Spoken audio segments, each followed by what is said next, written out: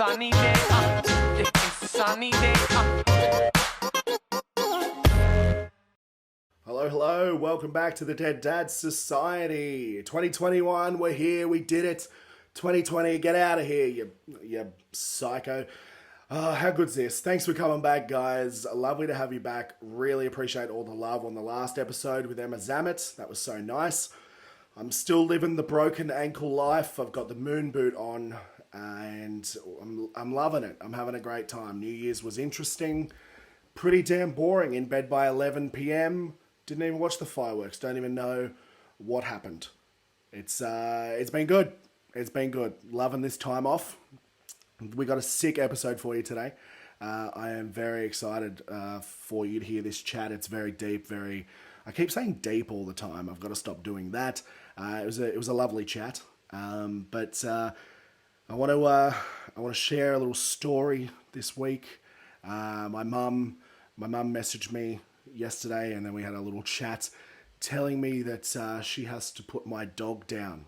So my dog Ali, from when I was growing up, not growing up from, I'm 32, I've had her for 14 years. So we're going to have to put her down, which is horrible. She's got kidney failure. I told them, you can have mine, keep her, but they said she's a dog, you can't do that. But so pretty sad times at the moment. I wanted to share a story. I actually do talk about losing my dog and a dog story in the episode with our guest, and I just knocked over a whole bottle of water. All right, we're on a ticking time clock here, guys. There's a bottle of water that's been knocked over, and it's making its way to all the electricals. So let's do this quick.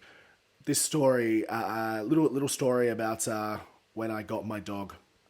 I was just out of high school, and I was going to TAFE, which is law, I think, in Australia. You go to TAFE as a young man. And I was going to TAFE. I was driving to TAFE every day. And on the way to TAFE one day, I saw a sign that said free puppies.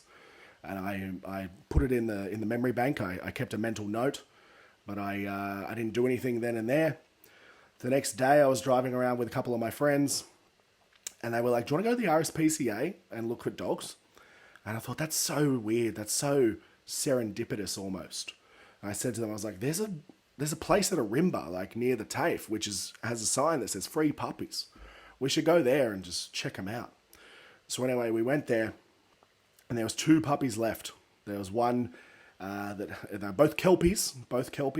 One they were both black, one that had little white socks, and then one that was just looked like a normal pup.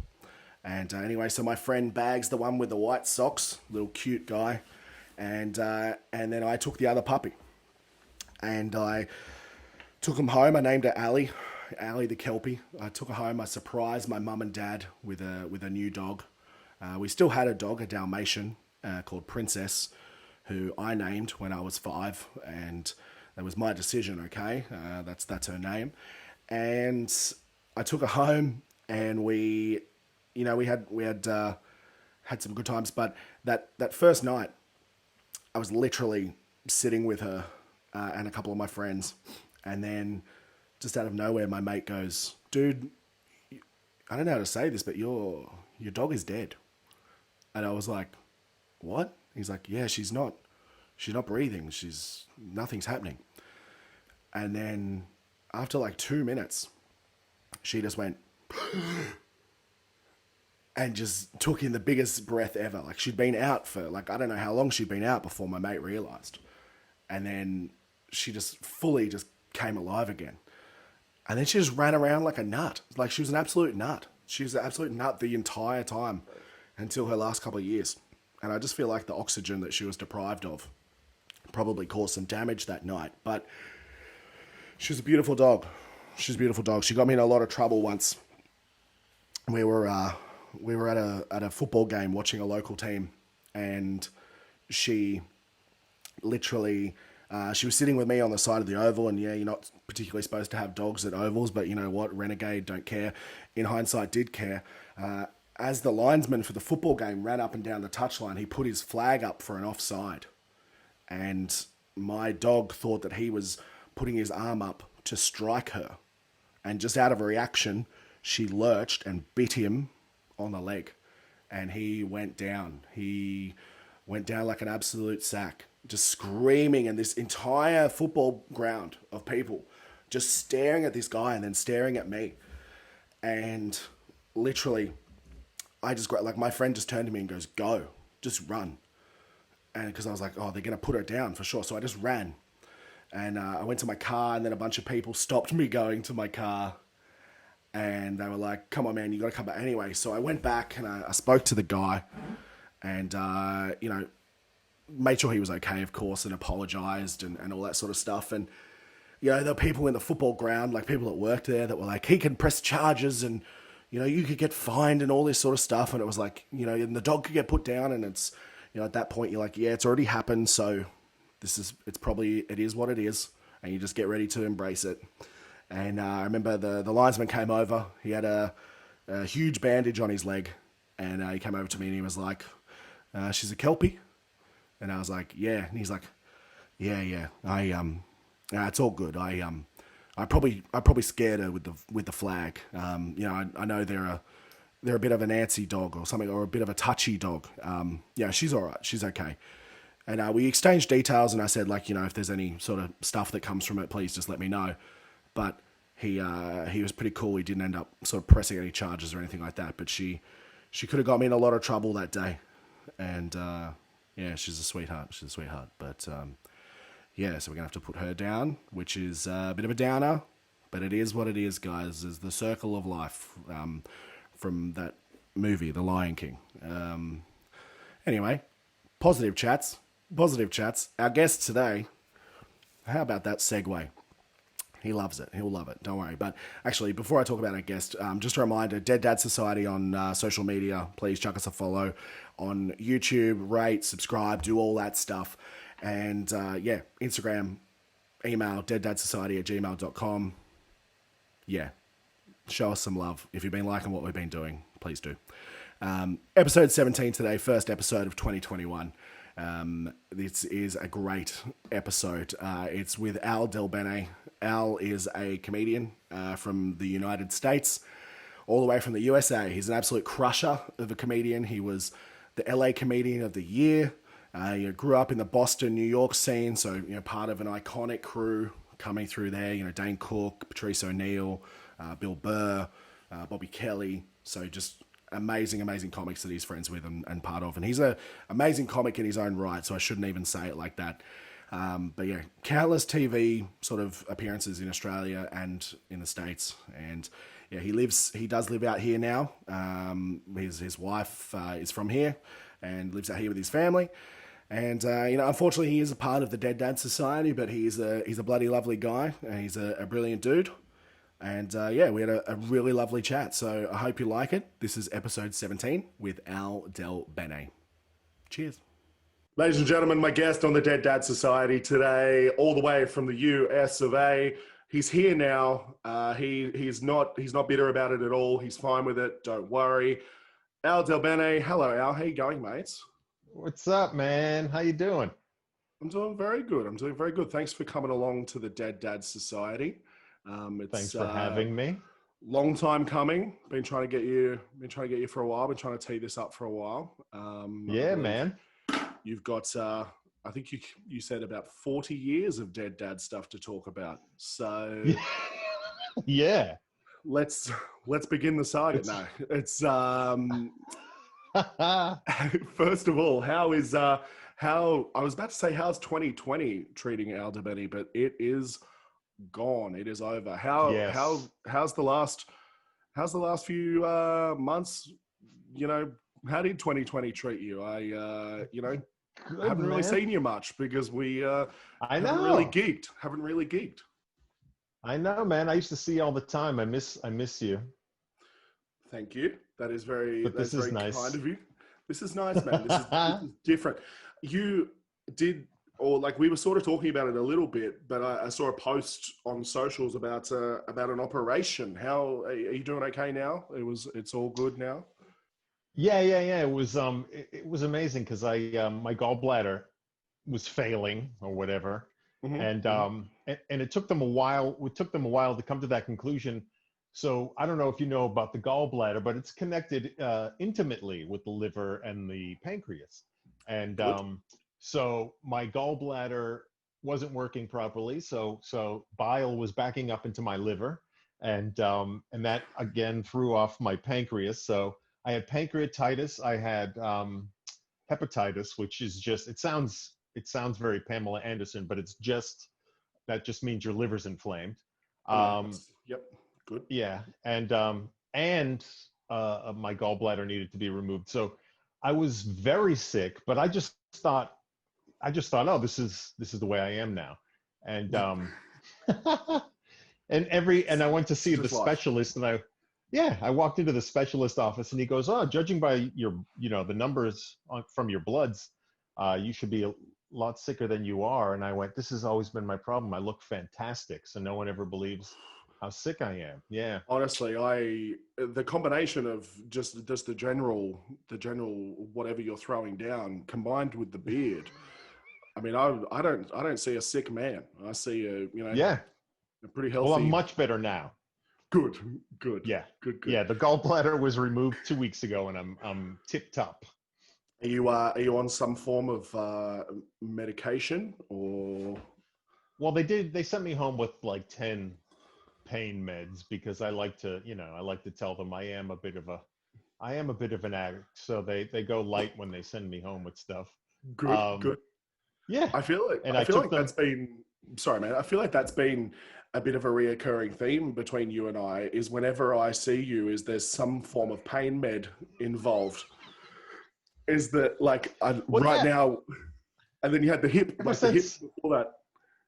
yeah, I was going to say, yeah, ever since I moved to Australia, the hip was like, as soon as I got off the plane, I was like, ooh, my hip hurts. And then I had to get a new hip. And then yeah, so it feels like I'm always ingesting something. Um, That's it, that's whenever just the way you. I am. Yeah, man. I mean, Yeah. that's just an Australian thing. The hip. That's a part of customs as you come in. Yeah. We Yeah. saw you Yeah. out. We saw you out with a new Yeah. hip. Um, Yeah. but okay, so gallbladder's gone. Yes. She, whatever. He's gone. He's gone. And I don't even know what a gallbladder does. What does a gallbladder do? It's you don't need it because all it's a bladder, so it's just a little sac that holds Right. bile, and bile is the stuff that helps you digest fat. And so basically, whenever you eat, the brain goes, "Hey, we just ate," and the gallbladder goes, "All right," and squirts some bile into your intestines. Oh, But now the bile, as soon as my liver makes it, it just goes into my intestines, and they say your body gets used to it, and okay. it has in 2 weeks.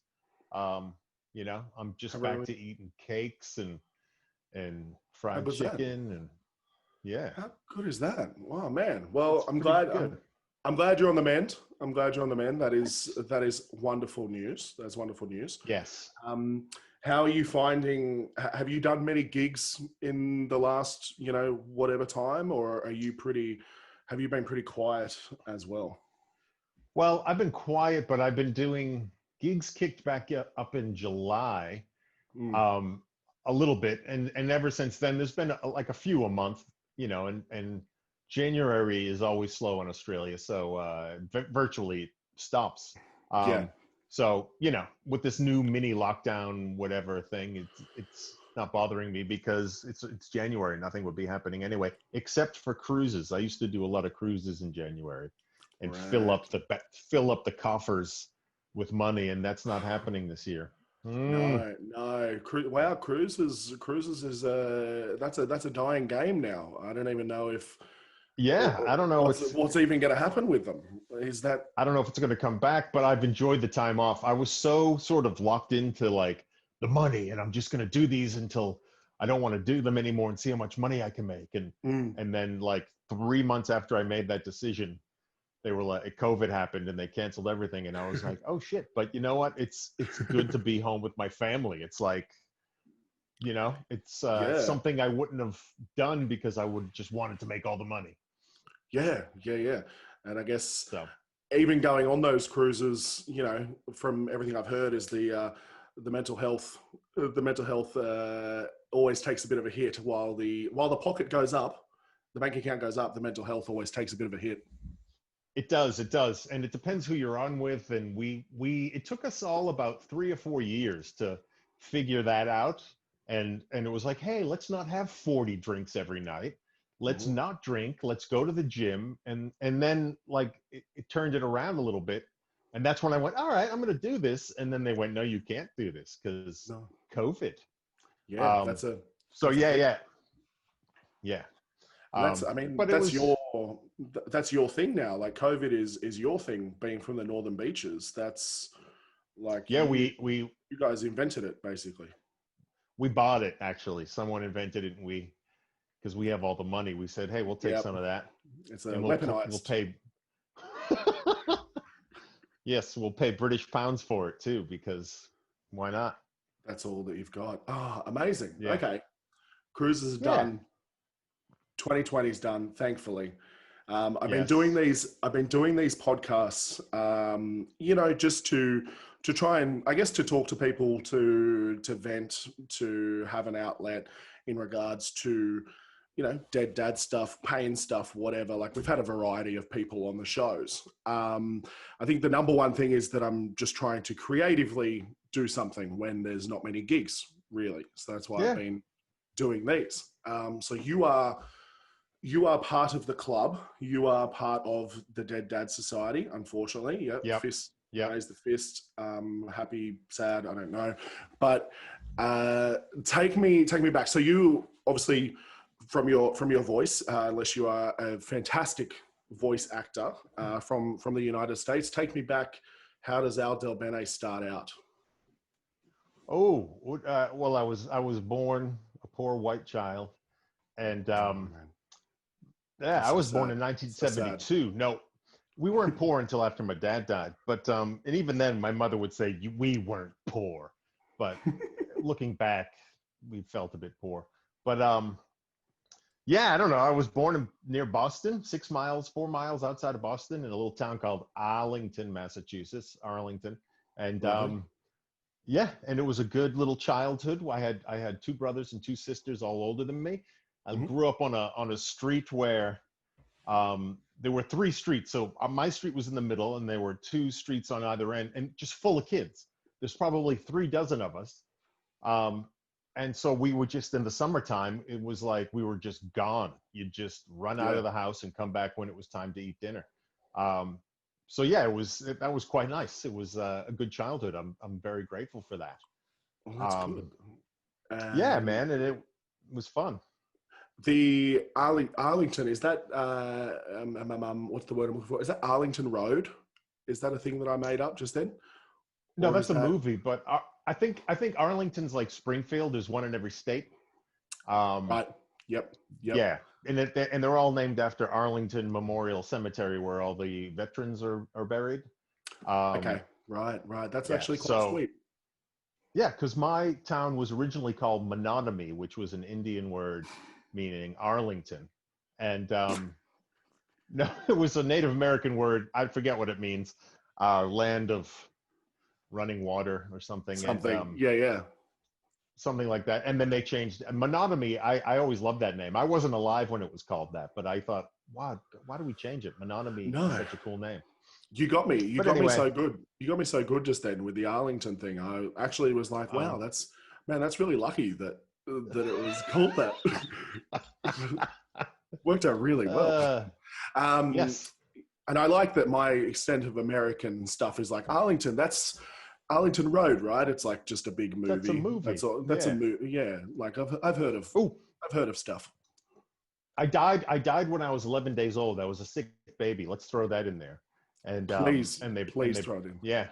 They brought me back. I don't remember much. All I know is I was touched by God. I decided not to press charges. Hey yo. Hi yo. So that probably had some effect on me somewhere. I don't, but again, no memory of it. Just dead at 11 days. When and this is a little bit poignant. It's off topic, but similar.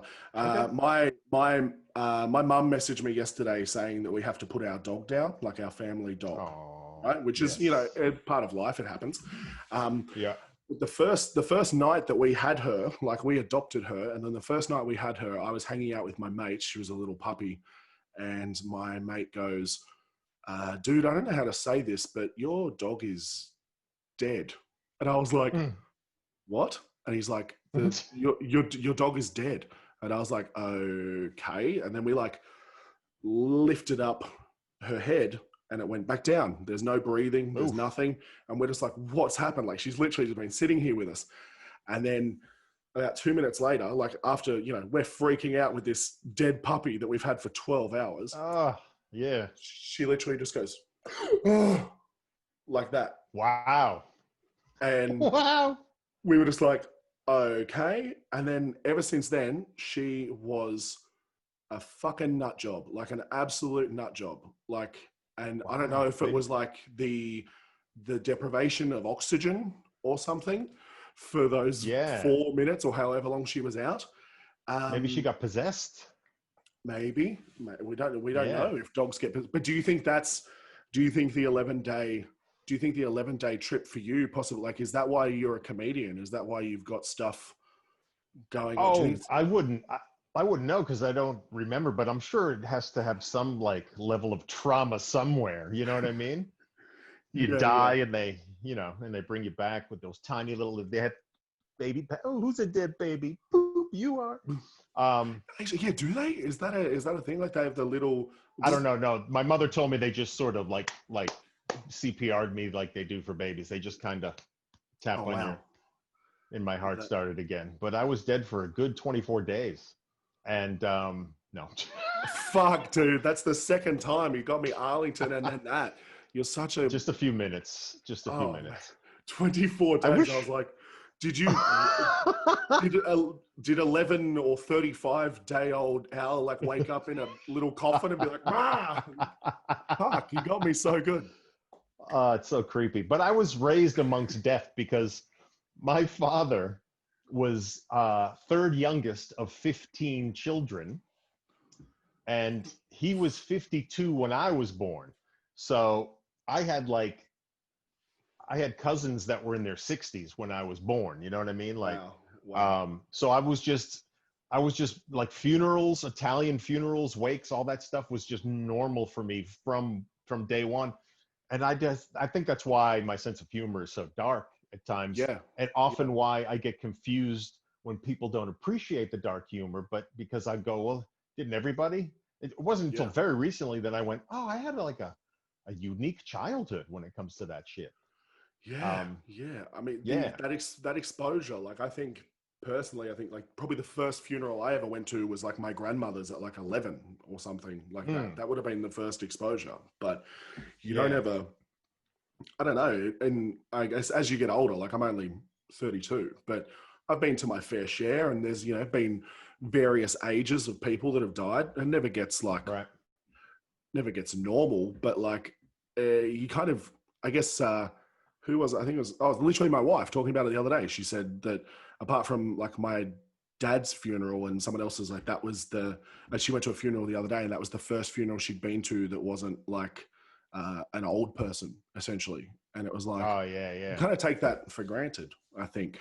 Like, going to all these things all the time. But in regards to the dark humor and like the dog dying and stuff, like my dog was like obsessed with my dad, like crazy obsessed. And then when I was talking to my wife about it earlier, I was like, oh, well, at least they'll get to meet up together, because I assume that my dad went to doggy heaven because he was a bit of a dirty dog. And then I was like, woof, woof. And my wife's like, you're so dark and strange. I was like, yeah, but fucking whatever. Yeah, but that's what we do. I mean, honestly, by the time I was 12 or 13, I was cracking up my relatives at funerals. Like I was, like it was just this thing in me. Like I felt like I needed to lighten the mood, and I would just, they loved it. Like they fucking loved it. So some of my best memories are at funerals and wakes. How many do you reckon total? Like taking a stab? Oh God, I don't even know. It's probably a couple dozen in my, in my first 10 years of life. Shit. And well, yeah, I suppose, like you said, your dad was one of 15 children. That's one side of the family. Then Yeah, you've got and then they all your had, mum's side, and and then this my and mom's that. side. But like the oldest, like let's say the oldest from my dad's side of the family, they had kids that were older than my father. So he had nieces and nephews that were older than him. And so Wow, like wow. I'd skip a day of school to go to a wake, and I'd come back and be like, everyone would be like, where, this is grammar school, primary school. And kids would be like, where were you yesterday? I'm like, oh, my cousin died. And they're like, what? Because I'm like, 8. Yeah, yeah. Um, I'm like, oh, don't worry. He was 75. He lived a good life. Like, It's such just oh man, people would not. They'd be like thinking it's like a Stand By Me, like someone 8-year-old right, dying or right. something and drowning in some sort of lake, and it's like no, he was just so old. That's Yeah, really yeah, just old.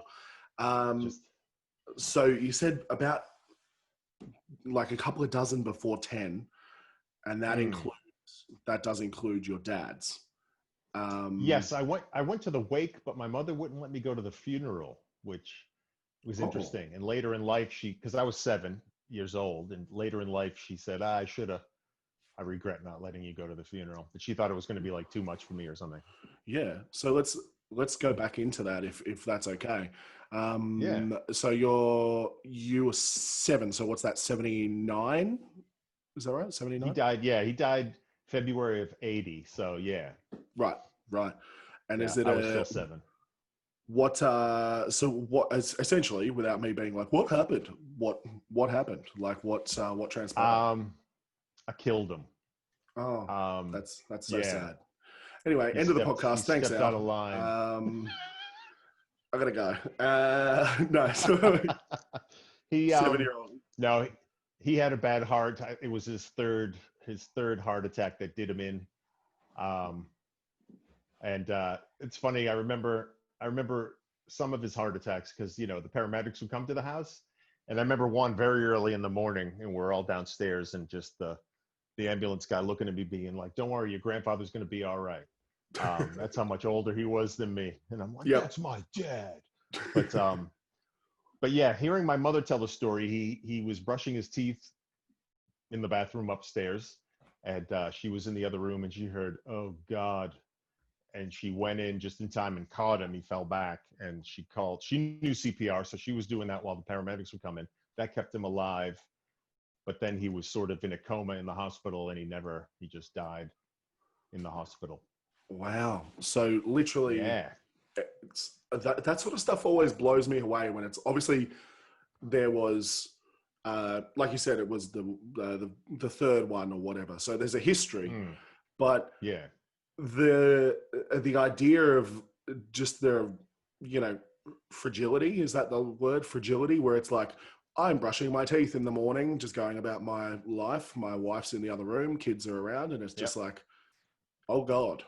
And then Oh God. and then probably that's, I assume, like if he goes into a coma, then that's it, like he doesn't particularly remember anything else. Like Yeah. Yeah. that Yeah. sort I of would stuff guess is so. quite. Like he was hanging on for a while, and these are all things I've only heard my mother tell stories, because I was so young I didn't get the stories. But I forget how long, maybe a week or two Mm, after all that, she went to the hospital and told them, like, it's okay, you can go, I can take care of it. Um, and yeah, wow. and he went. Yeah. And you're one of 5, right? You said that before, one of 5. Yeah, the youngest of 5. Yeah. Yeah. Oh man. So your mum had the old God doing CPR, Yeah. then whatever, accepts it. I'm now looking after these 5 kids, like by myself, and like you said, not necessarily poor, but now things are, I assume, much tighter Uh, without well, dad's much tighter. Yeah, wage. because back then, because my mother, after he died, she had to get a driver's license because she didn't have one. Good She had to start. get a Yep. job. Because back then my father was a butcher, and like back then he supported a family of 5 with one job, and we didn't want for Mm, anything. You know what I mean? Like it was yeah. crazy. So I yeah, would when that assume happened, I would assume as well as a butcher, you guys probably aren't outlaying much money for food either. Do you know what I true, there was a mean? lot of, yeah, Like there you're was a probably lot of getting a lot meats. of Yeah, you're probably not you're not having that as an expense. And now no true. no no oh, I mean you might still get the butcher hookups, but Right. no dad bringing it home. That's another expense for mum. But That's he great. also, my father grew up in the north end of Boston, which is like the little Italy of Boston. Right. And in the 50s and 60s, he owned his butcher shop, but later in life, he was working just at another Mm. butcher shop. But you know, there was the other things going on as well. There was other income. After my father died, you know, some guy came to the house and, you know, paid his respects, handed my mother a fat envelope full of cash and offered her a job running the numbers. Um, I love which it. I love it she, so much. yeah, which she turned down gracefully. And yeah, but my older brothers and sisters, like my oldest brother was 17, and back then you were kind of a man when you were 17, right? Mm, Um, mm, so he took up a lot of responsibility too financially. You know, he dealt different types of drugs and supplemented the income that way, which I was very thankful for. good. Um, Good. and he stayed home a lot longer than I think he wanted to before he Mhm. moved out. And that helped us. Yeah, that helped us a lot. Well, I guess yeah, like you said, he's got that mentality. Actually, that works. He's got that mentality. Um, Yeah. he's got that mentality that he's the man now. And I guess even if it is, you know, running drugs or whatever, then any kind of money is helping the other four and mum Yeah, and all yeah. that sort of stuff. It was going to Man, good use. that's it. Did it and But did it come into the house as well? Did you guys indulge, or was that a strictly yeah, not business? well, yeah, totally. But not until this sounds weird to say, not until I was 12. Um, The yeah, normal, the legal age the or whatever. legal age of doing all that stuff. But I'll tell you what, like I needed it. I needed something. I needed to medicate myself. Yeah. It was tough times because when my dad died, I didn't know this at the time, but what I did was I kind of went, oh, I'm going to act like that never happened. Um, Right. And I I'm just suppose, going to keep going. yeah, I suppose not going to the funeral either probably doesn't give you Yeah, there's closure not a on lot of that either. closure there. Yeah. Yeah. And it was this thing that I kept up for years and years, and it took many years of therapy to untie those knots. And it was exhausting. Like it's emotionally exhausting to go, oh, how would I act if this didn't happen? Hmm. Um, but that was my mentality of like, all right, I just need to kind of be strong and plow through. But I wasn't being strong. I was ignoring it. You know what I mean? Yeah. Yeah. And how did I was going to say how did you act? Was it literally purely just a facade or whatever, and it was, you know, covered with I guess, like you Yeah. said, drugs down the road or whatever down the road or playing Yeah, I up? think before the drugs it was a facade, but I didn't know that. Like even to myself I was pretending I was happy. Mm. Um but I think, you know, and that's where comedy became again, I didn't know this at the time, but like a weapon, like, you know, I'm not going to say anything real, so let me just act like a nutbag and make you laugh. Yeah. Um and you know, and it got me through that time. And then I think when I was 10 years old we got cable television and HBO. And that was the Hmm. first time I saw comedy. After my dad died, I did this thing where I sort of sat in front of the old hi-fi stereo Mm. and I listened on heavy rotation to George Carlin Class Clown album, Hmm. and Hmm. which I was way too young for, and Always the way. and Black Sabbath Paranoid album, just like Okay. with big Yep. house headphones on and just kind of in my own world. Um, so I knew George Carlin was a comedian. I liked it, and I think because it soothed me. And then when it came on the TV, it sort of like saved me. Like Yeah. I just went, oh my God, this is, oh God, these guys are amazing. Yeah. Um, almost makes it And seem legit. Like it's, you know, this is it's a bit gospel. Like it's a bit of a religion almost, that you're watching these guys and looking up to these guys almost. yeah. Spiritual, if you will. Yeah, totally. That's what it was. And yeah, I just got swept up in it and went, I think I want to do that. Like that's a thing to do right there.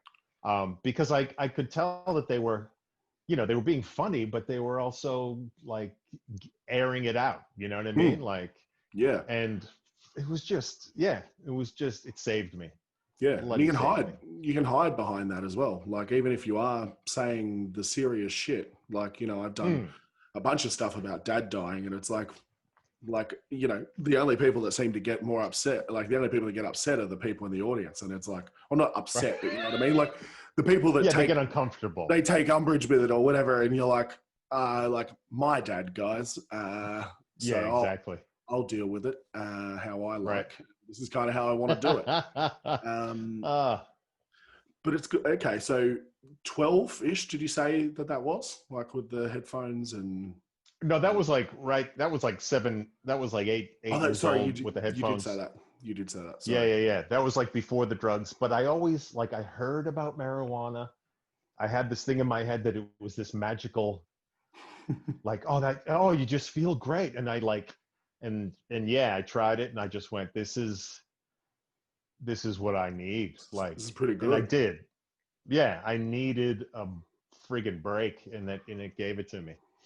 So if you're needing a break, it's weed, whatever. What sort of stuff is happening around then, like the 11s, the 12s, like that? The 11s and 12s were interesting. I think the reason I was able to smoke so much weed and do so many drugs is because my mother wasn't there for a lot of it. Backtracking to when I was about 11 years old, my the brother next up from me, my brother Daniel, he was engaged to be married to a woman, and then attempted suicide. Thankfully that failed then he came out, and then he came out as being gay in 1983, which wasn't easy, I would think. Yeah. And then at the same time, he was kind of on a roll because he was an altar boy in Boston in the 70s and 80s. So he came out with... Yep. So he came out with all things. Yep. Yeah, he was one of those. And in the movie Spotlight, the movie Spotlight? Yeah. Yeah, the priest that got my brother, his name's in there. And it took me like 3 goes to watch that movie because I would get so fucking upset. Oh God, yeah, as you would. Yeah, but I finally watched it. But yeah, so like so that news, like my mother dealt with it for a while, but then I didn't know this at the time either, had a tendency, like, okay, so my mother met my godmother. The woman who is my godmother was another patient that my mother met in a mental institution when they were both 19 years old. Okay. Yep. And how old's your mum at this point? She would have been like 45. She was 20 years younger than my dad. So she would have been like 49, 50. Oh wait, no, at this point she would have been mid 50s. Okay. And so she's known this friend, acquaintance for quite some time from a mental hospital, 30 years ago, basically. Almost. Yes, and that woman, Auntie Joyce, became my godmother. Again, a lovely woman, but an out lesbian in the 60s, 70s, 80s. You know what I mean? Like, I grew up around some very strong people who had, mental problems, but to be able to do that back then, I think was huge. It's very resilient, like to actually to talk about those things and be open and very impressive. So like that's why like it never occurred to me that it wasn't odd to me, like all that stuff. And that's why I used to do jokes, in the 90s and in the aughts about I used to do jokes about gay people, lesbian, but to me, it was coming from a place of love. Mm. And believe me, no one had a problem with it anyway in the 90s. But now, like, you can't, like, and I get it because it's not me, but it's like, no, Yeah. but I don't have a problem with it. Like, I'm just saying it because I think it's funny. Like, whatever That's I'm it. saying, it's because I think it's funny. If you grew up with it, I guess if you grew up with it, it's what you know as well. And if you've got a gay Yeah. brother, like that's, and the brother above, so probably a pretty close brother, like that's, you're probably, Yeah. you're probably, I don't want to say okay to talk about it, but you've got experiences. It's not like you're Yeah. I watching, mean, watching through the window, making stuff up. exactly. From the age of 12, I was surrounded by happy gay guys because he'd have friends over, he'd have parties, and it was they were just guys having a Yeah. party. Yeah. And yeah, and none of them looked twice at me. Those sons of bitches. But Man, they would now I though, was with young. that beard now though. Oh, Oh boy. they would, because I'm like a zaddy. Is that the term? I don't even know. I don't know what Okay. I don't know Yeah. what they are anymore. I mean, I Yeah. used to be a bear, but I don't even know if I can say bear anymore. Like that's, No, I'm I don't scared know. of saying bear. But so you mentioned that your mum was sorry. So the whole point of going into that was that you sort of Oh yeah, met that she attempted Auntie Joyce suicide and again. Yes. So yeah. my mother, after all this news and after all that, because we did get media attention and there was a court case, and my brother got a nice cash settlement from the Catholic Church, from the Archdiocese of Boston. Oh, Um, I'm sorry. I got so lost. I thought you were like, I twigged that you were talking about your brother again. But when you first said we got media attention, I thought you meant for your mum's like suicide attempt. And I was like, oh, whoa, sorry. Yeah. like, what the fuck? Like, I don't know. Is it slow news day in Boston? Like, what's going on? What's happening? Sorry. No. Yes, No, we got, your yeah. brother. We got the media attention for his molestation, and that's when I got the showbiz bug. No. And you guys ready? Are the lights on? Here we go. This is it. but yeah, so I was already like, severely messed up from my dad dying, but nobody knew that. I remember my mother even saying like, yeah, but things don't bother you. And it made me so profoundly sad that I tricked her. And I was just like, oh my God, she doesn't see it. Like, holy shit, I'm really good at this. But that made me sad. So I was already like, a needy kid. And then my mom does that, and it fully pulled the rug out from under my world. And she went away to a mental institution. And this is all hazy. The timelines for me, I'm not quite sure of. It was definitely months. And then they let her out, and we'd visit her every once in a while. But again, I was doing me. We'd go visit her, and I would go point out all the things in her room that she could kill herself with. Because they're supposed to take away all your belts and things. And here I am, 12, 13, going, oh, you could put your tongue in that PowerPoint right there. You could, you could jump up and hit your head in the ceiling fan. You could. Was she a fan? Did she like it? Or Yeah. I was making my brothers and sisters and everybody laugh. So brilliant. Brilliant. But that's how we all, like, I got it from them as well. Like, that's how we dealt with all this shit. We were all very funny, like my brothers and sisters and I. And so she went away for months, and then she came home and she tried again and went away for even longer. So wow, it must have been, I don't even know, but like a year or something. And my brother, my oldest brother, who was like a biker dude, big long beard, tattoo artist, rode a Harley. As I say on stage, this was the early 80s. This was before your barista looked like this. Like, he was covered in tattoos. Yeah, it was actually scary. Yeah, he was scary back then. And carried a concealed. He had his license to carry a concealed 9, and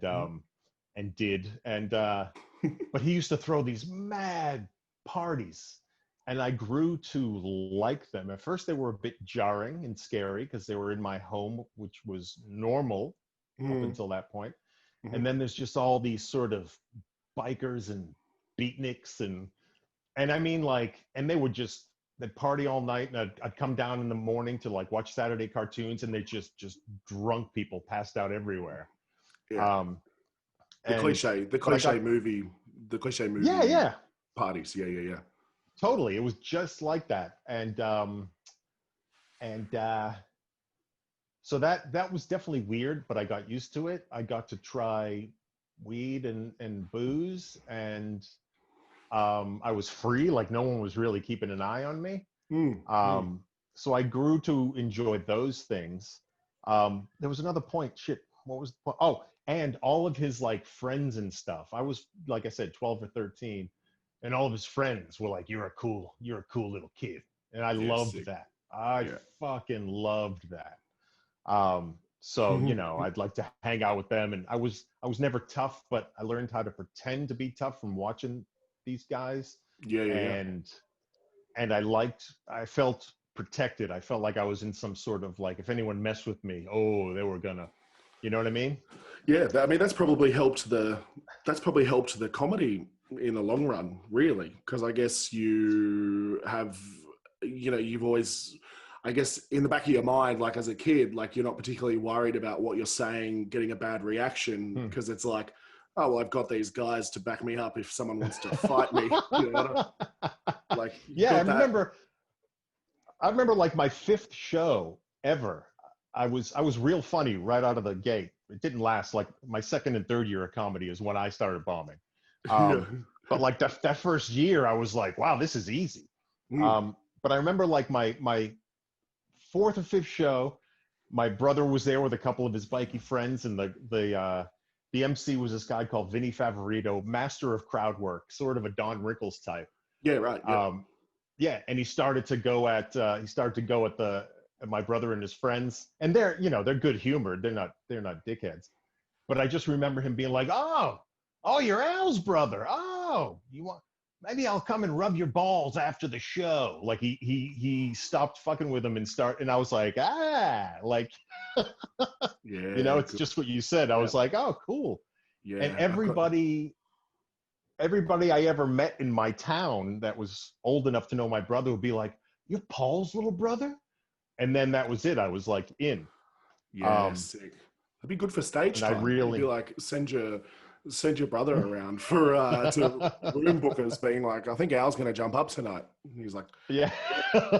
yeah, he is. Yes, I think he is. Yes. I think is he headlining? Yeah. I don't. Yeah, he can if he wants to. Man, that's so good. Yeah. So okay. So you got oldest brother Paul. Kind of running. Would you say that he was the?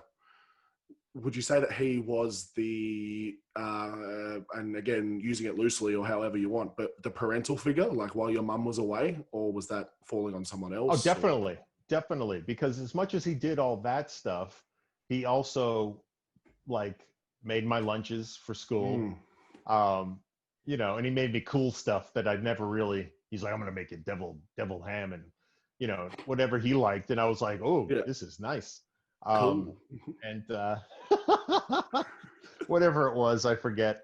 But like, so I always had my brown bag lunch that he would make me. And so he took a lot of responsibility. Just don't get it mixed up with the brown bags that he's probably selling.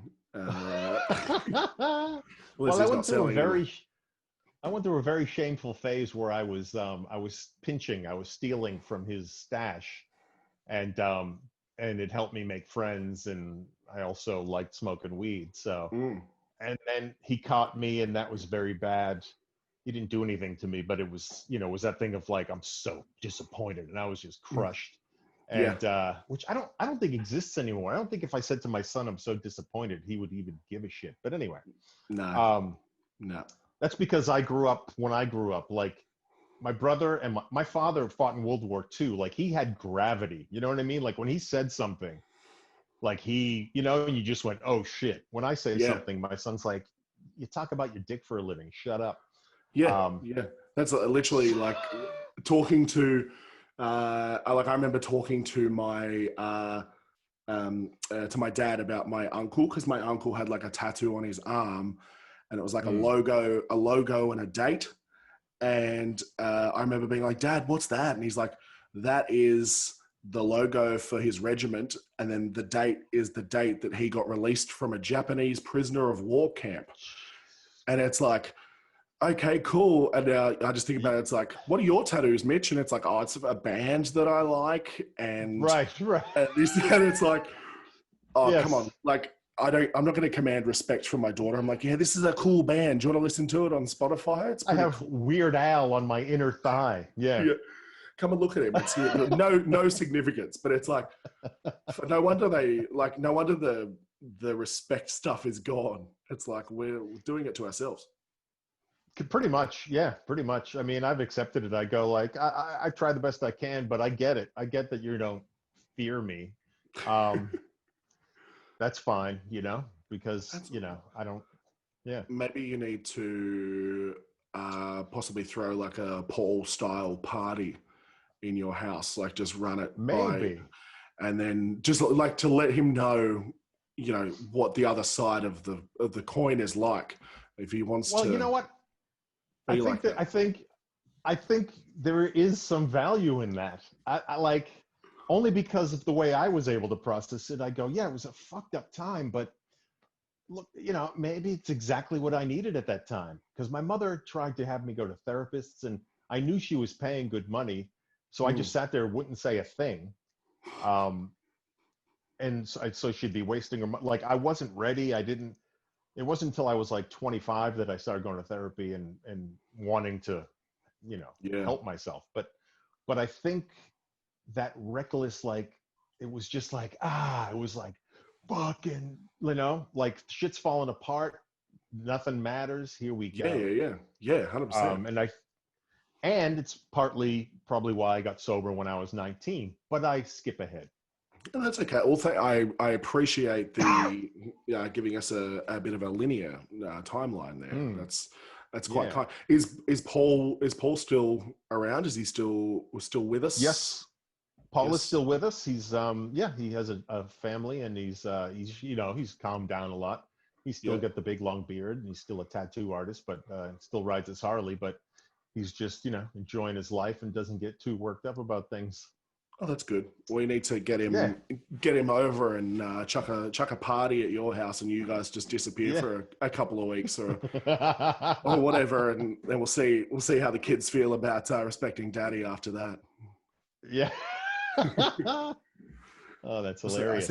I said Daddy. I didn't didn't really like saying Daddy. I regret saying it. Yeah. It was gross.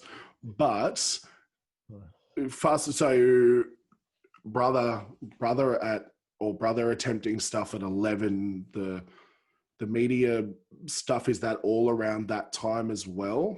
Like, did that come out? It wasn't like and it wasn't like a circus, but it was like I do remember them coming, like people that I saw on television reporting the news, knocking on my door and being like, hey little boy, is your mother home? And interviewing her. And so it was like, just like that, it was civilized. It wasn't like you walk out of the house and there's paparazzi out there. It was none of that shit. Yeah. But yeah, so that was all happening. And I want to say, I used to think that my brother brought the first conviction in the country against the Catholic Church, but I'm not sure of that. But it was one of the first. Yeah, wow. So kind of a bit of a pioneer, if you will. A bit of a pioneer, yeah. Yeah, that's why he wore that. If that's if that's something you want to be a pioneer for, probably not. Probably not. No. I mean, good to get people in trouble for doing horrible things, but still, it's just not do it at all. I think. Probably the good thing. But okay, so 11. That's 11, 12-ish. 11, 12, 13. Yeah. Jumping forward. And then my mother came back. Yep. Sorry, man. Yep. My mom came back, and I didn't want her there anymore. So we struggled for years. And then in that whole time, I was just sort of using and partying and drinking and doing drugs, whatever I could get my hands on, whatever I could afford. And I was just, I was a delinquent. I was a punk. I was breaking into cars and houses. I was just being a moron. Yeah, right. For those early teen years, yeah. And that's sort of stretches for a few years, or is it kind of in Yeah, and it out? wasn't Or until I was probably 16 years old, I think, I discovered drama class in high school, Mhm. Yep. and I went, ooh, I like this. And then I had like another outlet. I was still using and doing drugs, but it was the first like, oh, this is good. Like this is Something. good as Yeah. that. It's as good as the drugs almost. And then Doesn't cost any obviously, money either. It's it's yeah, pretty yeah. free, which is a good thing. Yes, and I just had, I just had so much to act out. I had so many things to, Yeah, yeah. I mean, based on the conversation of the last sort of half an hour, it's like, yeah, there's some. I mean, there's some things to draw from there if you need to, if you need some inspiration. yes, I got happy. I got sad. I got whatever you need. I got fucked up. yeah, yeah, yeah. And So, that's when I met in high school is when I met Dane Cook. We became mhm. friends because he's the only other person that I knew who wanted to be a comedian when he grew up, and I was the only other person he knew. So we kind of went, and we just became very good friends immediately. Wow, I didn't know.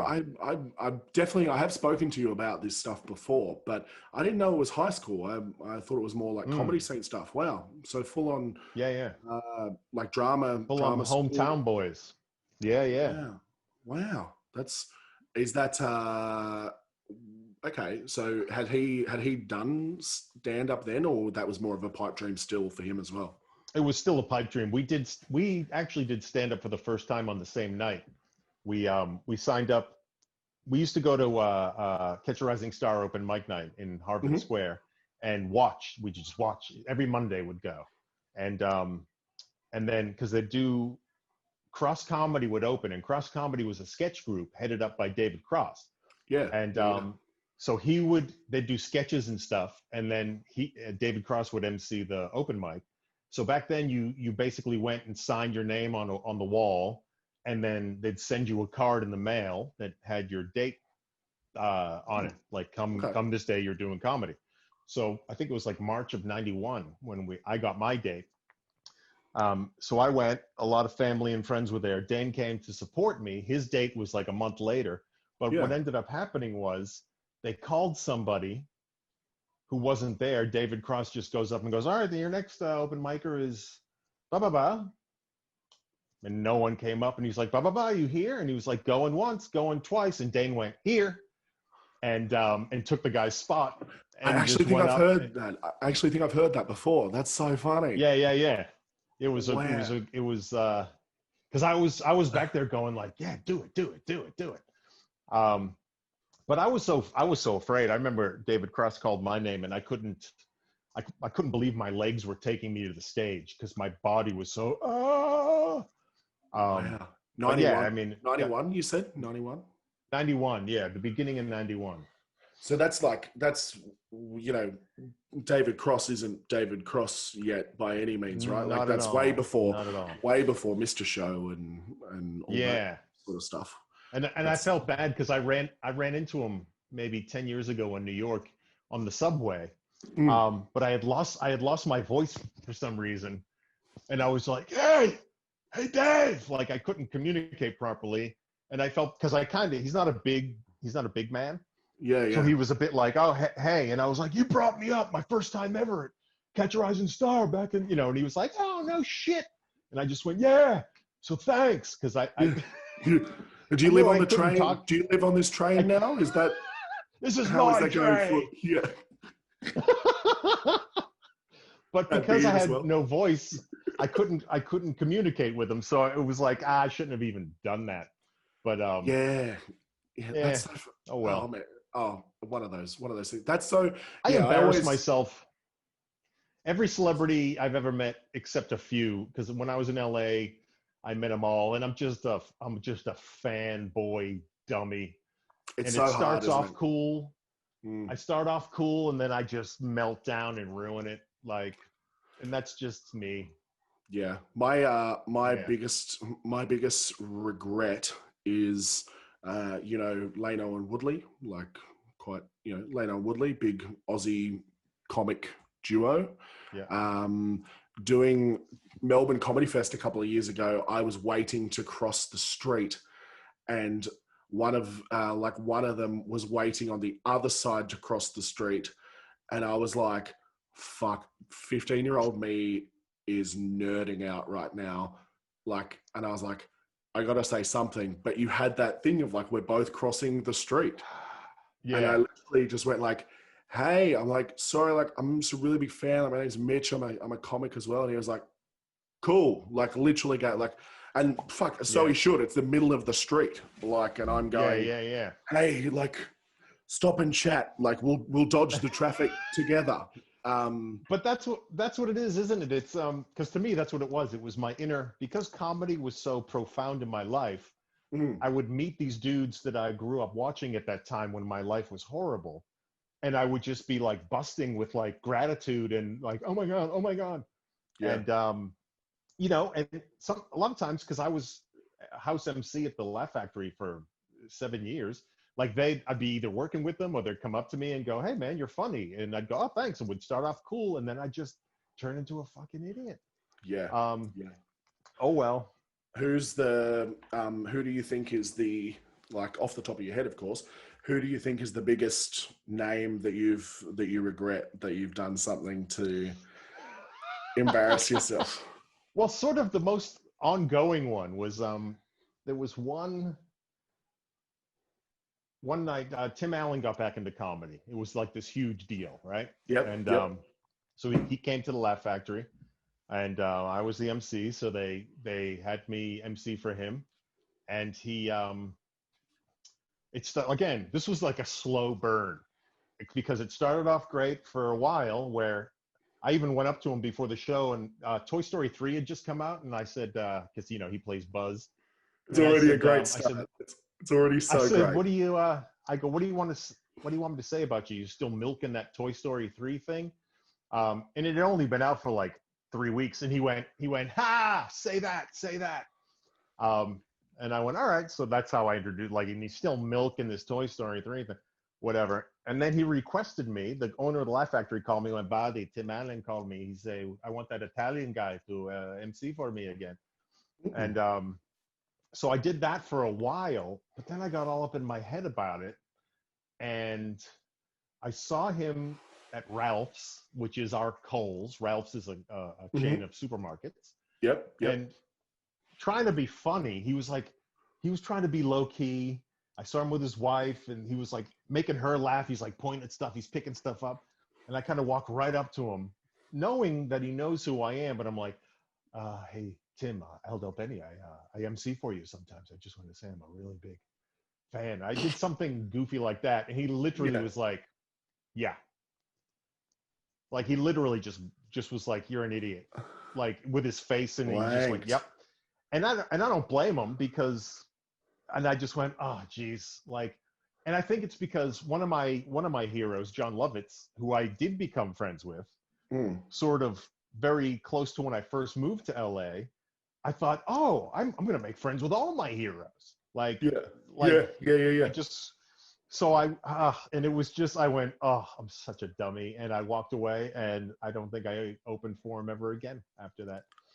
It is that, like, especially with a comic, is that you just want to be like, "Hey, I can zing, I can zang. Like, I've got them all coming." Like, but it's like, yeah, you're never. It'd be like the same thing if an open micer came up to me at Kohl's and was like, "Hey, L.A Bene." But I mean, I don't think I'd be like, "Yeah," but I'd be like, "Hey, man, I'm shopping." Yeah. I'll see you. I'll see you next week at the open mic. But he, Tim Allen had the added bonus of like me calling attention to him. I didn't like yell across the thing or anything, but I was just like, "Oh God, don't blame him at all. I don't blame him at all. I just went, I'm such a fucking idiot." Yeah, man, I don't know how I guess the LA is such a melting pot, right? Like, you can literally, it's just, you walk around and it's 100. Oh, they're everywhere. They're everywhere. And it's like, I would, it's very few and far between. I mean, it happens, but it's very few and far between in Sydney and Melbourne and stuff. And I'm still like, "Hey, there's so-and-so. And it's like, they played football 10 years ago. And it's like, I wonder what they've been doing since then. I'm going to go and tell them I liked when they played football." Yeah, exactly. Just don't. There was Just one time. leave 'em. One time I actually exercised restraint, and now I sort of regret it. Not really. My wife was managing the Laugh Factory. She called me one Sunday and she said, "Hey, Sunday was my only night off. I would do shows every night of the week. Sunday was my night off." Yeah, And she called and said, "Hey, George Carlin just stopped in. She knows, like, he's my ultimate hero from forever." yeah, gotcha. Yeah, She said, I thought you might like to know that and maybe want to come down. And I was like, ah. And I was just like, nah, like, thank you. Because, and then he died like a few months later. you're like, oh, Um, oh no. but I think, but I would have just been another comic going, "Oh my God, you're my hero. Thank you." You know Yeah. what I mean? And it wouldn't have been, it's not for him. It would have been for me. And At yeah, that, so that was the one time I think I did it right. I think, yeah, I tried to, a couple of years ago, I was on at the Comedy Store and Jim Jeffries like dropped in and then did a show after. And I tried to like, I was a big Jim Jeffries fan and I tried to like be cool to the point Yeah. where he then came up and introduced himself to me. Like that's how standoffish I was. Like, and we're all in the green room. Like we're all in the green room and he Yeah. came up and was like, "G'day, mate, Jim." And I was like, "Yeah, I know." Like, I was like, "Yeah, I know. Mitch, hey, Yeah. like, big fan. Sorry, I was just in the zone there. Ha ha ha." But it's like, Yeah. you're fucking, like, any comedian, like, any of the single audience members in that room probably knows who Jim Jeffries is. All the comics Right. definitely know who Jim Jeffries is. Like, and I'm just sitting there going, like trying to be cool. Like, just fucking say hello, you weirdo. Like, it's not hard to say, Yeah. "G'day, I'm Mitch. Nice to meet you. Big fan." Whatever. Like, move on. Yeah. Man. Yeah. So, Yeah.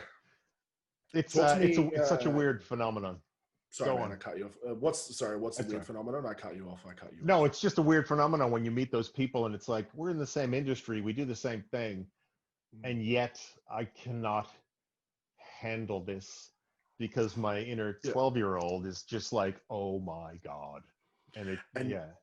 being a little bit like you're a little bit older than me, and tell me if you get like not offended by this, but if someone had like, let's say that someone saw you like when you were much younger, opening for Dane and stuff.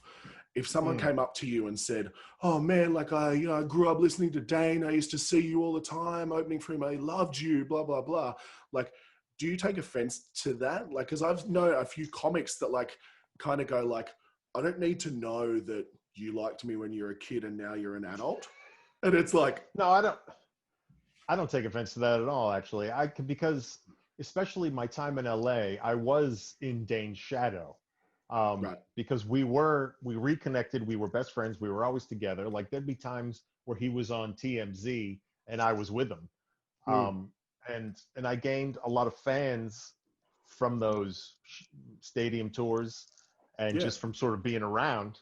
So I get that. And it doesn't bother me at all. What used to bother me was I would get these calls being like, "Hey man, Al, what's up? Yeah, it's so and so. Listen, I'm starting this new room, in Encino, and it's a beautiful theater and da da da." And I'd be like, "Yeah, yeah, sounds good. Do you think Dane would do it?" And I'm like, dude, call Dane. Fuck off." Yeah. That's the only, and it would, my heart it would be like, "Oof, really?" We'd That love to have you hurts. too. Yeah, thanks. Are you free? Are you Um, free as well? That'd and be yeah, and it was like good. this weird sort of, people thought I was this and I'd just be like, "Dude, talk to Dane. I don't know. Well, do you have his number?" No. No, I don't want Not to. I for don't want to. you. I don't want to be that guy right now. But like Dane does have like a dead dad, right? Like, is he? Do you think he'd want to come on Yes. the show? Like, could you? Do you reckon? Like, just throw it out. Like, I don't know if he's. It's a pretty. It's a pretty cool. It's a pretty cool podcast. It's up to you, but throw it out. Yeah. Yeah. Fuck. Obviously joking, but also I mate, get it. I love it. no. Yeah. So yeah, like that sort of thing. I remember growing up liking, like my teenage years, really liking like American Rosso and Merrick Watts. And then when I gigged with him for the first time, I was like, hey, I was like, grew up watching your stuff and really loved it. And he was kind of like, yeah, like, oh, been around that long, have I? Ha ha ha. And you could kind of tell it's like, yeah, that's a reflection of you, dude. That's good. Like, Yeah, that yeah, means yeah. you, See, that doesn't bother me at all. Like, I'd love it if someone was like, "Oh my God, I've been watching you for years, like ever since I was, 10." I'd be like, "Ah, cool." Doesn't that's bother me sick. at all. That means Yeah, I'm still doing this and I'm still, relevant, making money and yeah, doing stuff. That's better than being like, doing it. I used to watch you when I was 10. Like, I thought you died. Like, where have you been? Like, what's There going was one on? time, just a quick side story. I had just gotten off of stage and at the Laugh Factory, and Mm, some guy came up to me and he was like, "Hey, I run the show, blah. Love to have you come and do it. Our whole theme is Dane Cook sucks. We sell shirts, we sell bumper stickers." And I get this big smile on my face because I'm like, it's amazing how you never know who you're talking to. Like, he doesn't know. So he sees my face light up and he doubles down. yeah, And yeah. again, I'm not judging him, and I just go, all right, I get it. A lot of people think Dane sucks, but only because he's so successful. See, You know what I it mean? worked. Like, It worked. People are yeah. jealous. So anyway, so he's like going for it, and I just went, yeah, dude, love to do your room. And I should have kept my mouth shut because even Dane laughed at the story, and I went, but yeah, I just need you to know that like Dane's like my best friend since we were like 13. And he totally went, oh. And again, this is what he did. He went, oh, okay. Do you think Dane would come and do the room? We would love for Dane to come and do the room. And I was just like, dude.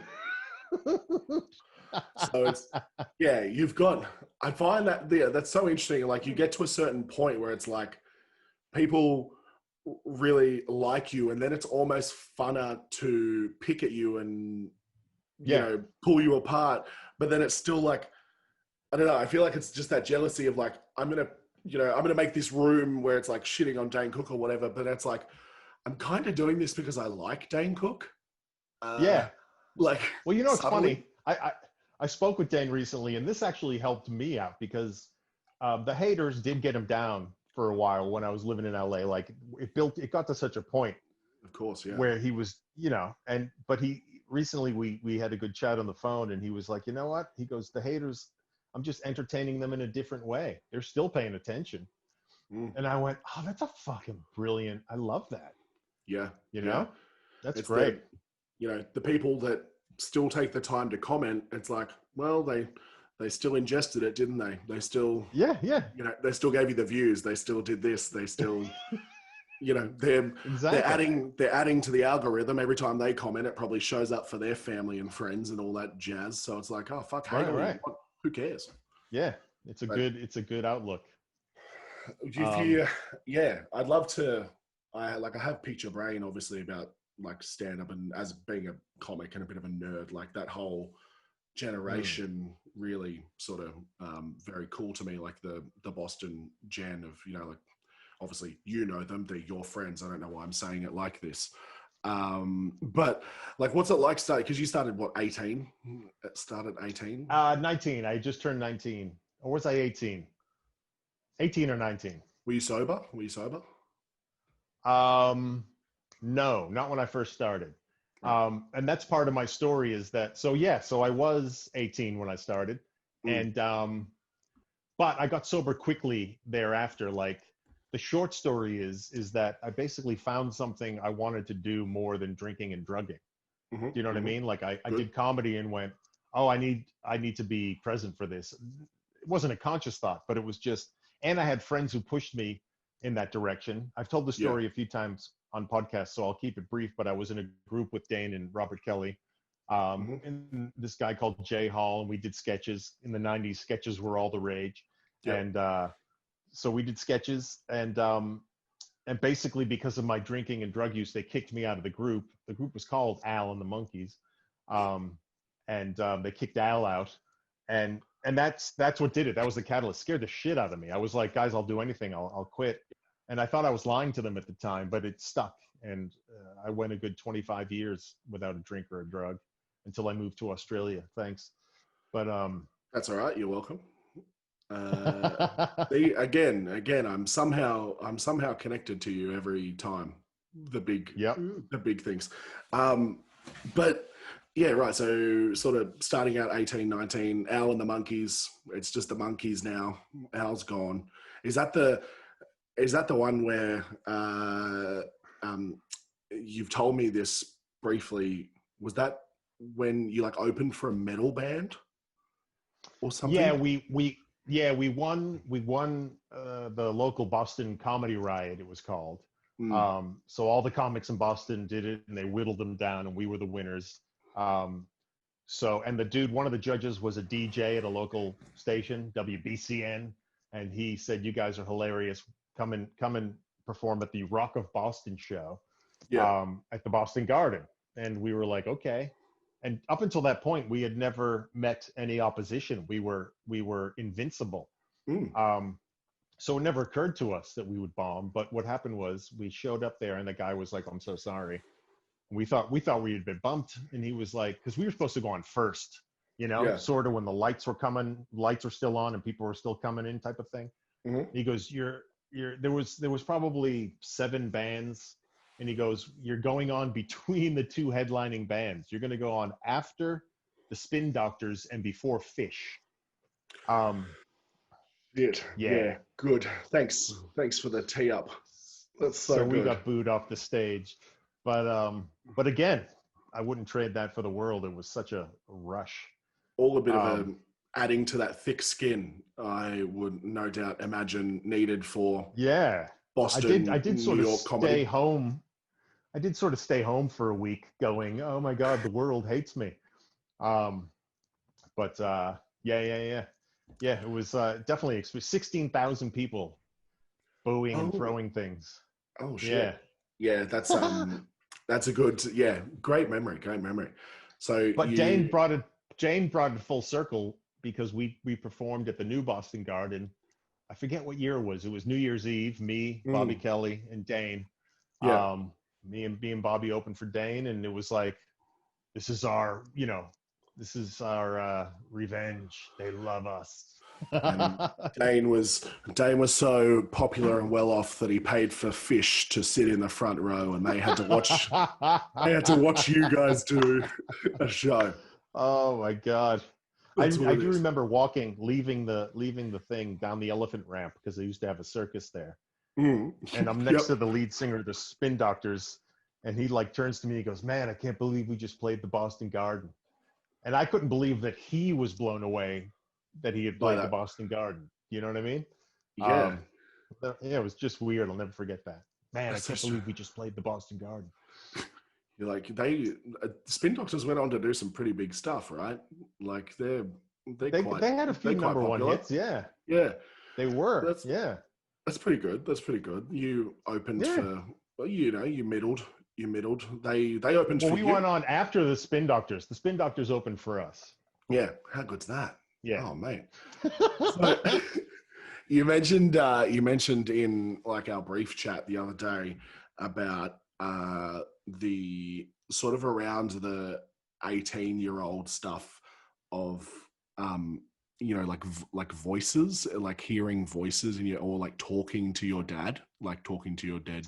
Yeah. So how does that help with comedy? How does that help with comedy? Well, I'll tell you, it's this thing that happens to me every so often when there's a decision that I don't really know how big it is. And I do mean it. Like I heard it, like I told you so what happened was that comedy group, Al and the Monkeys, that we were like locally famous in Boston with it. But before that, we started, I was at Bunker Hill Community College where they filmed Good Will Hunting, and that's where Robin Williams' office was. And so I was there, Robert Kelly was there, and we became friends. And there was this talent competition, and some other guy went, "Hey, we should do like something funny for the talent competition." So we got like 8 guys, and we did like improv, and we did sketches, and we got into the talent competition. And the guy went, "All right, great, you're in." He's just some dude holding a clipboard. He was like, "What's the name of the group?" And Yeah, and we didn't even think of a name for the group. And I remember the other contestants that were auditioning in the audience were like, "Oh man, you guys are like a bunch of monkeys, man. You guys are jumping around like monkeys." So we just went, "Yeah." Someone went, "Yeah, with the monkeys," and the guy just went, "Okay," and wrote it down. And I literally heard in my ear, "Al and the Monkeys." And I went up to the dude with the clipboard. They had all left, and I just went, "I'm sorry, that's not the Monkeys. That's Al and the Monkeys." And he didn't even look up. He just went, "Okay," and he wrote that down. And the important thing about that is that years later, when Dane played the Boston Garden, filmed a Yeah. special, and so I was living in New York at the time. I took a bus down. All the old guys were there. We were all there supporting Dane. It was very exciting. But Dane had been in L.A. for years, making a name for himself. But all of Dane's team, all of his agent and his managers and like all the people taking care of him went, "Wait a minute, you're Al from Al and the Monkeys?" Like it was this thing that, Oh, again, like my older brother just got me in the door. And they were like, "Look, if you ever come to L.A., like look us up. We'll take care of it." Like it was like this weird thing that if I had never done that, yeah, I would have wow. just been some schmo. Um, but it worked to my advantage like 15 years later, 20 years later. And it was this weird, and it happened sometimes. It used to happen too if I was like on a date or something, and the girl just, it was like, "No, like not this one." Really? And Wow. like, yes, because I was just, sort of desperately lonely and horny. So I would have, but I always listen to that voice when I hear it. Um, And is that, do you think and that's, is the voice, your dad of some kind, or is it just, is literally just a voice? I have no idea, to be honest with you. I used to probably think it was my dad. I thought, in fact, that thing about sitting on my roof talking to my dad, I just started doing comedy. I was 18 going on 19, and I was drinking on the roof of my house and looking up at the stars and just having a chat with my dad, being like, well, I'm doing it. It's happening. I hope you're proud of me. Give me a sign if you're proud of me. And before I even Yeah. finished the thought, this big bright shooting star went across the sky. Yeah. And I just Yeah. started bawling Yeah. my eyes out. Gotcha. And yeah, and it's no coincidence. I think I was sober a month later. So it was like this culmination of comedy, this weird spiritual experience. And Finding finding something you want to do as well, like, and yeah, wanting to yeah, worth chasing. Um, definitely, yeah. definitely. Wow. So, do you find like I've got a few things that sort of trigger me randomly, but is there anything that triggers you randomly, like in regards to like emotions about your dad, like maybe a movie that you used to watch together, or a song, or anything like that? Well, no, it's weird because, you think seven, but seven's real young, and I wasn't paying attention because you don't like if someone said, "Hey, look, he's going to be gone when you're 7," I think I would Yeah. have paid more attention, but it's Yeah. it's it's all a bit foggy. I mean, I do remember like watching Benny Hill with him. He'd let me stay up late and watch Benny Hill on the weekends. Hmm. Um, but that doesn't trigger me. Like the stuff that triggers me is any movie with any sort of ambiguous dad stuff that where the dad's gone and they're trying to reconcile those feelings Yeah. Yeah. Yeah. um Yeah. and that there's a lot that triggers me with my upbringing as well. Like when my kids like genuinely cry or something, or I can see they're just very emotional and they can't like, because that's how I was, and that's like I have PTSD around that, like Yeah. Of clinically course. diagnosed, and I sort of get that stare where I just have to wait for it to end because because because what it does to me on the inside makes me want to go, like, shut up, because it's so frightening to me. Yeah. So I just sort of have to go. I'm like, okay, and it's this like leftover thing because I worked on a lot, but that thing is still Still eating. there. Yeah. Yeah. I'm I'm glad that Benny Hill doesn't give you anything, because that'd be interesting to be crying to that theme music or No, it's something. all fond memories. In fact, I remember my mother saying, we were watching it one night, my mother saying, he's so brilliant. I don't know why he chooses to do like this this type of humor. And no shit, I want people to say that about me someday. Yeah. That's the weirdest thing to want, but I just love the idea that he was not wasting his talent, but the fact that my mother thought he was brilliant, even though she didn't approve of what he was doing. Yeah. It's almost something appealed to me. Respect. It's almost like a respect thing of like. It was like, like I don't like this, but I can see that this guy's amazing. Yeah. Yeah. Right. That's a good. I guess it's a good way to be. Like you want to be. I don't know. You want to be free as a comic or whatever. Like that's pretty good to be. Doing that people can see you and still be like, he's really good. Like I don't like it or I don't get it, but he's brilliant.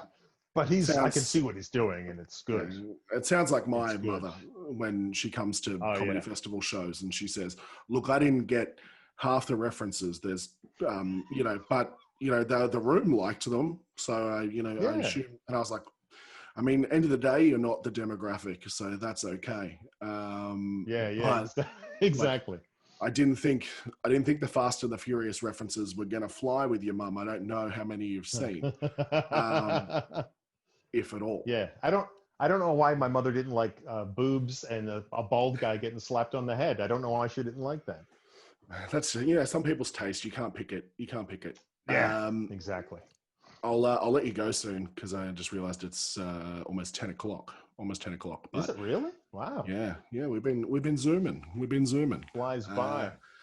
I wanted to just briefly talk about a little bit more about sort of loss, just briefly, in regards to Patrice, because you were quite close with Patrice as well, weren't you?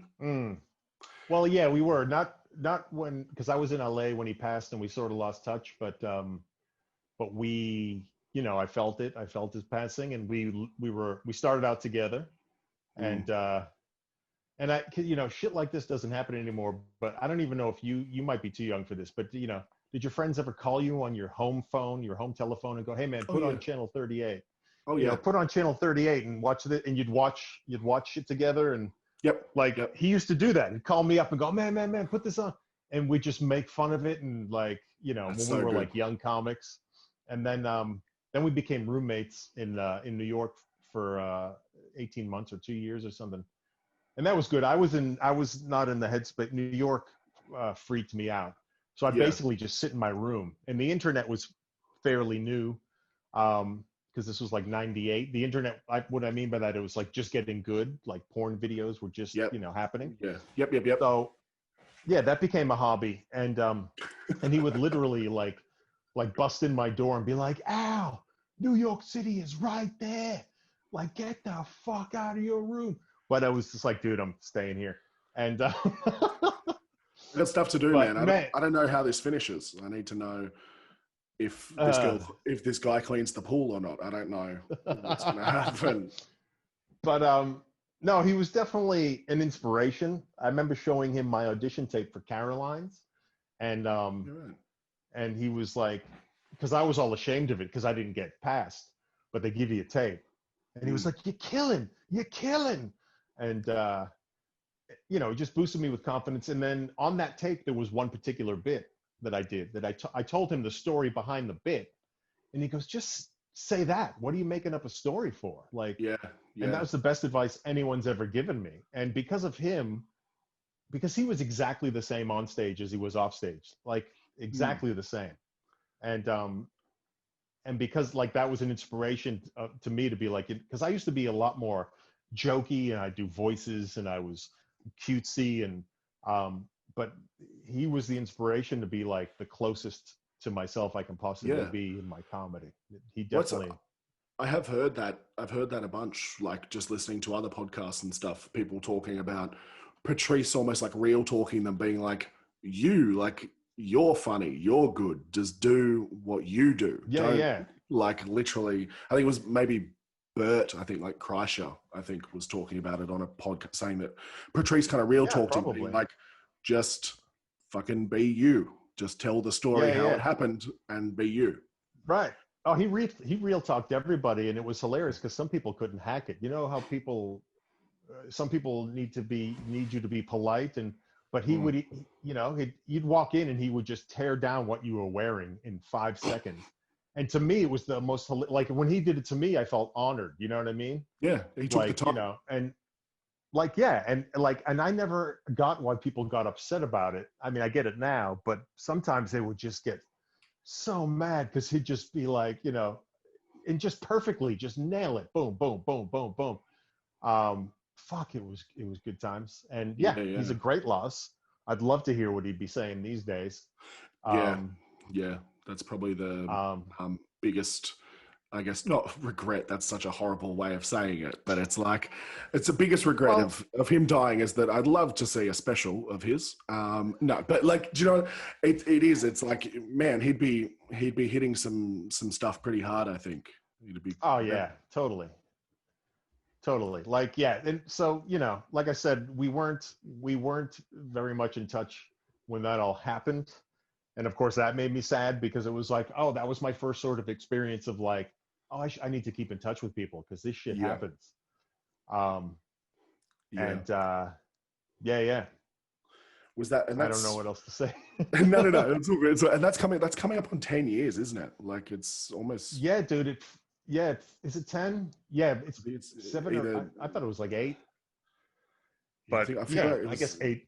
Yeah, but man, like that feels like, because I can, like that was one of the first sort of, you know, when you can tell, like you were saying with the Garling stuff, where you can remember things, specifically for comedy, being like, damn, I want to do that. Like I remember having a copy of Elephant in the Room and putting that on at like a sleepover and being like, Yeah. educate guys, like learn, we got to watch, like, and then literally people that I still know now being like, Patrice, like he's dope. Like, so you know that it's like, oh fuck, that must have had some sort of legacy if that's a, you know, or quality or whatever, if that's what, years later we're still going like, damn, that was good. That was good. Yeah, man. Yeah, he was timeless. He's definite prophet, almost like a poet. What's the word? Philosopher. That's what it is. Yeah. Damn. Are you still, obviously, you know, with COVID and stuff, but they're like doing all the benefit shows every year. Like you did them a couple of times, hey? I did one. I went back. It was after I moved to Australia. I want to say that was 3 or 4 years ago now.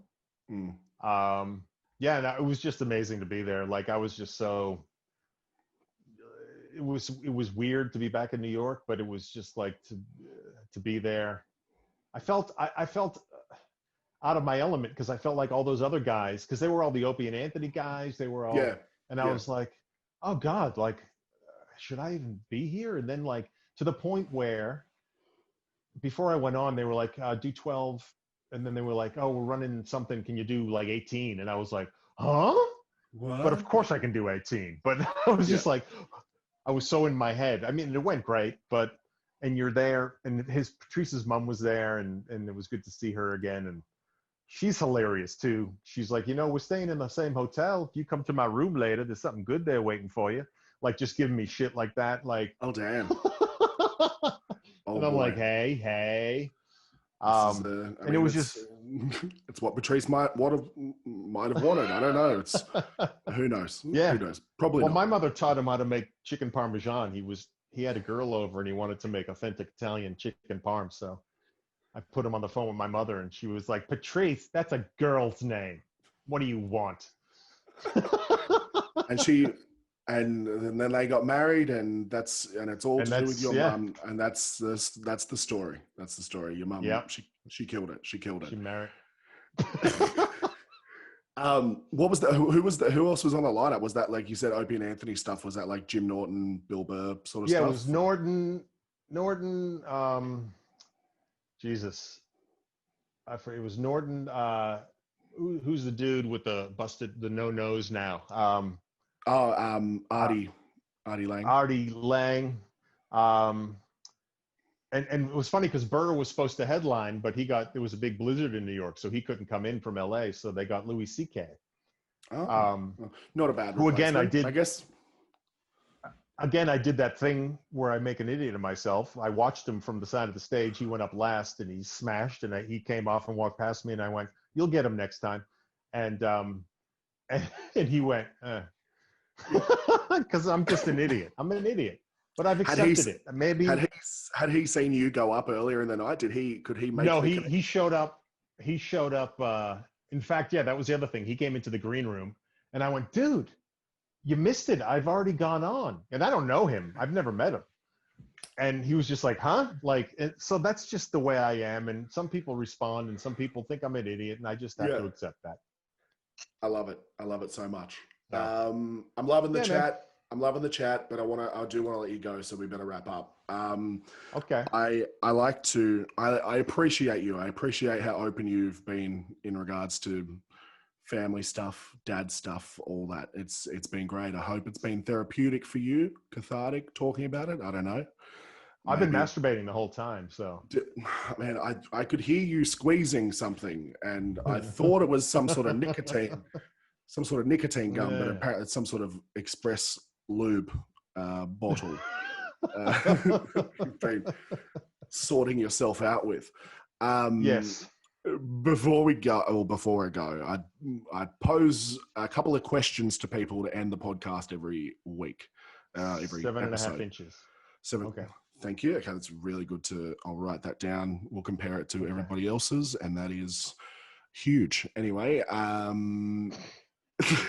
the couple of questions I like to ask. The first one, knowing me, who would you pick out of a famous movie or TV dad? Who would you pick to be my replacement dad? Knowing you.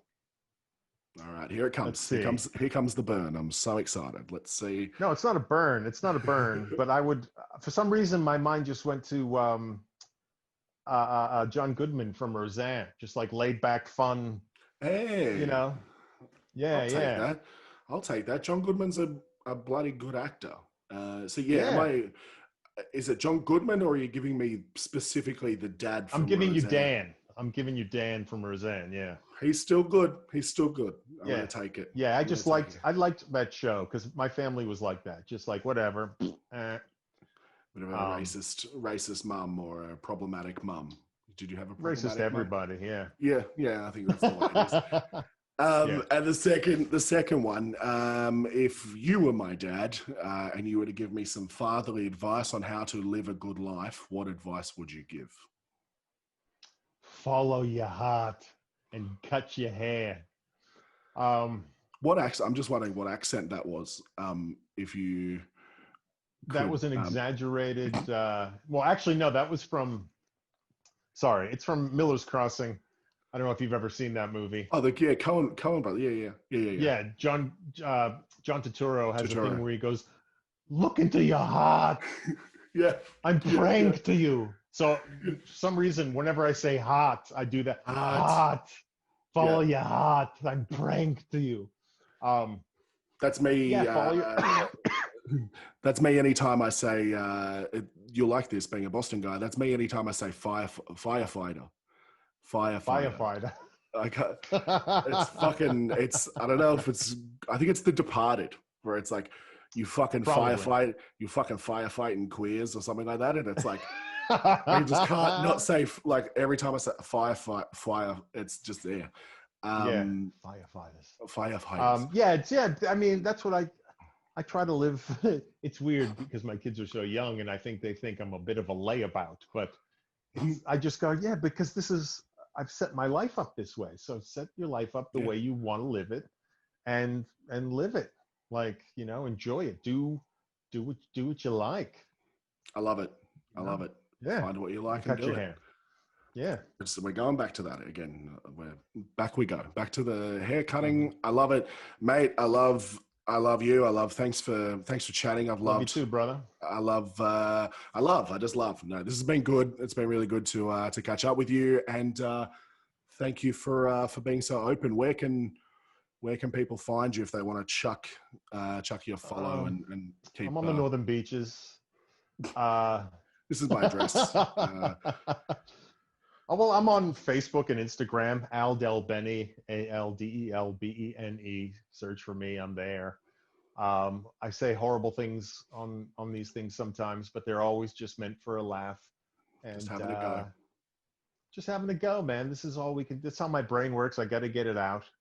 So I love it. that's I it, love it. man. Yeah. Hopefully we can catch up in person soon, my friend. And Yeah, man. just again, just let Dane know the Dead Dad, it's open, whatever you want. It's like I can't even get through it. I feel so cheesy. Mate, thanks for thanks for having a chat, brother. I'll see you soon. No worries, man. I love you, man.